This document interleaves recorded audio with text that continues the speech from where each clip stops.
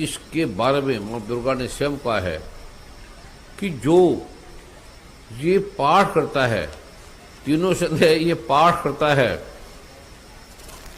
उसके बारे में माँ दुर्गा ने कहा है, स्वयं भगवान शिव ने कहा है, ये देवताओं को भी दुर्लभ है, ये बड़े बड़े प्रधानमंत्रियों को, राष्ट्रपतियों को दुर्लभ है, नेताओं को दुर्लभ है।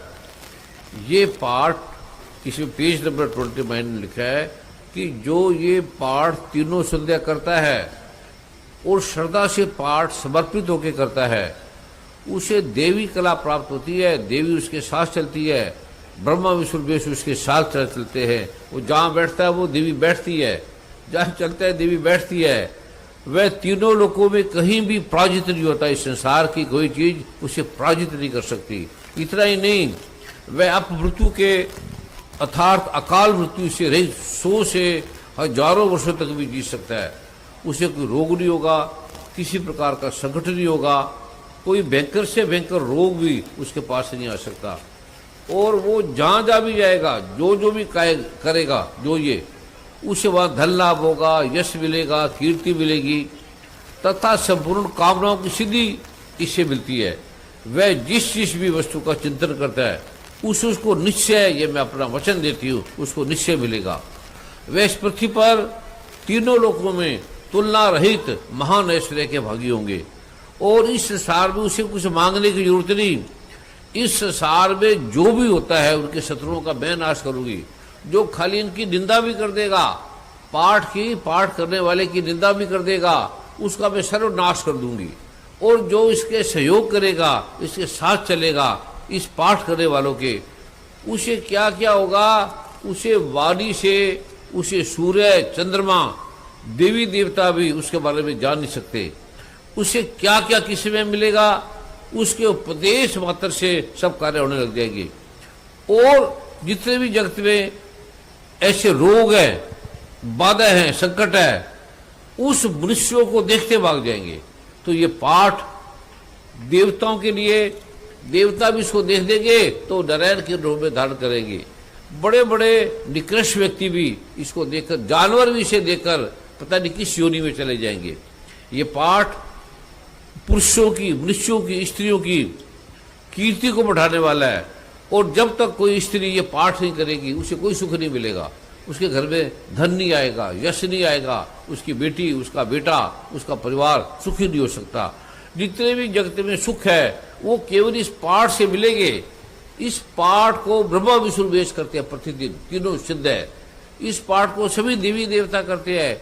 ये ऐसा पाठ है जिसके बारे में समुद्र की सारी शाही ले ली जाए, समुद्र को शाही बना दिया जाए, पृथ्वी को काज कर दिया जाए, तो भी इस पाठ करने वाले की महिमा का वर्णन नहीं कर सकता। इसको कहना किसी के मन में संभव नहीं है। जो इसकी निंदा करता है, इसका अपमान करता है, उसके दुखों की गणना नहीं की जा सकती, उसके पीड़ों की गणना नहीं की जा सकती।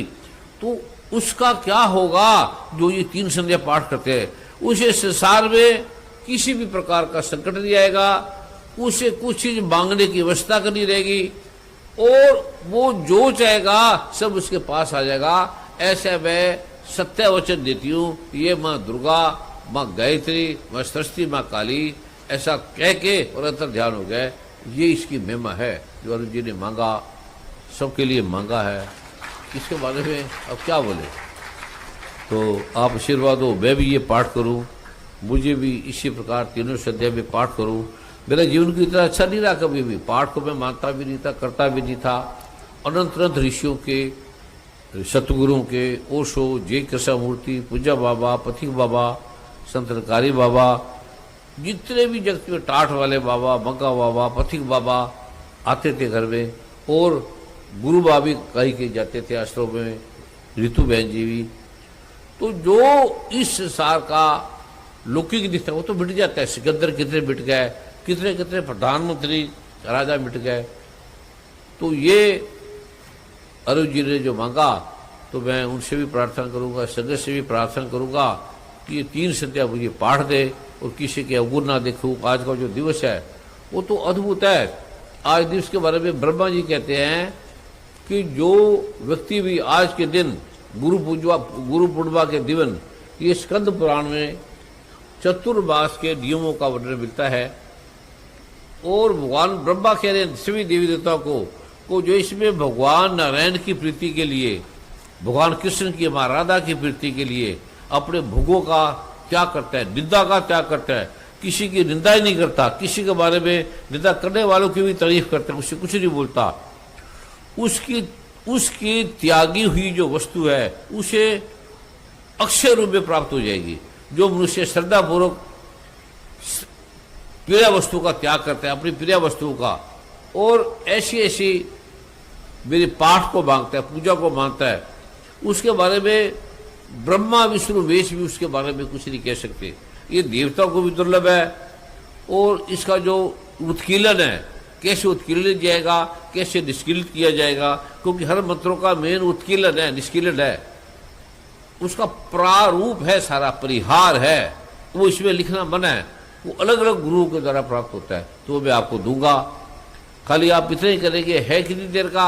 अगर दोपहर को कोई नहीं कर सकता, सुबह शाम करता है, तो सिर्फ कवच कर ले 5 मिनट का।